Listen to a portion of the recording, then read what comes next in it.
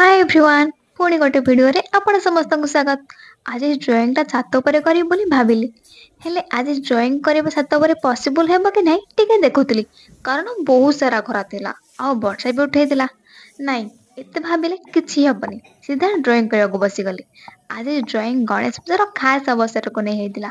ହଁ ହଁ ଆପଣ ମାନଙ୍କ ଭଳି ମତେ ବି ପ୍ରଭୁ ଗଣେଶର ବ୍ଲେସିଂ ଦରକାର ନା ସେଇଥିପାଇଁ ଡ୍ରଇଂ ଆରମ୍ଭ କରିଦେଇଥିଲି। ଏମିତିରେ ମୁଁ ଠିକ କହିଥିଲି ମାଟିରେ ପ୍ରଭୁ ଗଣେଶଙ୍କର ମୂର୍ତ୍ତି ବନେଇବି କିନ୍ତୁ ମୁଁ ଖୋଜୁଥିବା ମାଟି ମତେ କୋଉଠି ବି ମିଳିଲାନି। ତ ପୁରା ପ୍ଲାନ୍ କୁ କ୍ୟାନସଲ କରି ଲାଷ୍ଟ ମୋମେଣ୍ଟରେ ପ୍ରଭୁଙ୍କର ପେନ୍ସିଲ ସ୍କେଚ ବନେଇଲି। ଯାହା ବି ହେଲେ ଅଗ୍ରପୂଜ୍ୟ ଶ୍ରୀ ଗଣେଶଙ୍କୁ ଖୁସି କରିବାର ଅଛି ନା।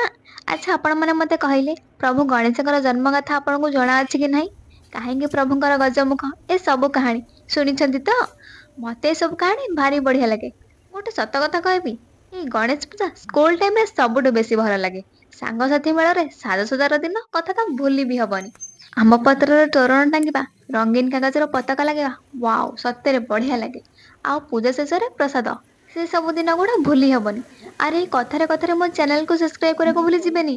ଓକେ ଏତେ ସମୟ ପରେ ଏବେ ଗଣପତି ବାପାଙ୍କର ସ୍କେଚ ମୋର କମ୍ପ୍ଲିଟ ହେଇଗଲା। କମେଣ୍ଟରେ ନିଶ୍ଚିନ୍ତ କହିବେ ଗଣପତି ବାପାଙ୍କର ଡ୍ରଇଂ ଆପଣଙ୍କୁ କେମିତି ଲାଗିଲା। ଆଉ ହଁ ହାପି ଗଣେଶ ଚତୁର୍ଥୀ।